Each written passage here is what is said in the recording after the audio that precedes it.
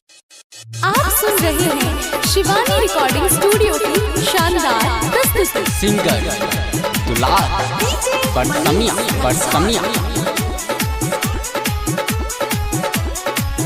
छोरी घर से बाहर जाए छे, अपना यारबा के भाई कहे छे, अपना यारबा के भाई कहे छे। छोरी घर से बाहर जाए छे, अपना यारबा के भाई कहे छे।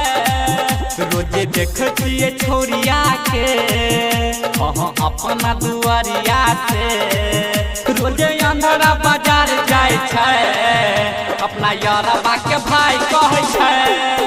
रोजे अंधरा बाजार जाए छे, अपना यारबा के भाई कहे छे, अपना यारबा के भाई कहे छे, भाई कहे भाई कहे भाई कहे छे। सिंगर दुलार बरसमिया मारा भुक गम कौआ फेरो चाहे छोड़ बउआ, एक गजारा पकते गिर जाए छे। पठला हली लगा के फेर लपली लगा के तो सब के पागल कर जाए छे। छोरी देखे में तो बिलरी रे, एकरा कहे जाए जो छिनरी रे। छोरी देखे में तो बिलरी रे, एकरा कहे जाए जो छिनरी रे। रोजे अंधरा बाजार जाए छे, अपना यारबा के भाई कहे छे।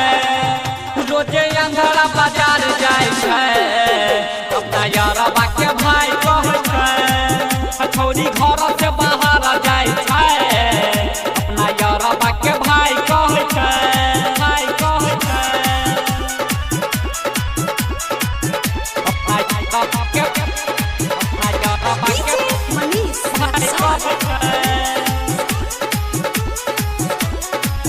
नंबर लहले रे बउआई कमाल चमकवाई तो जियो के मोबाइल चलाबाई छे। ओय में हट छे वीडियो कॉलिंग, सब दिन करत रही हो चैटिंग, एकरा गजारा पकते गिर जाए छे। लिख देब दिल दरबाज, सच कह छो दुलारबाज।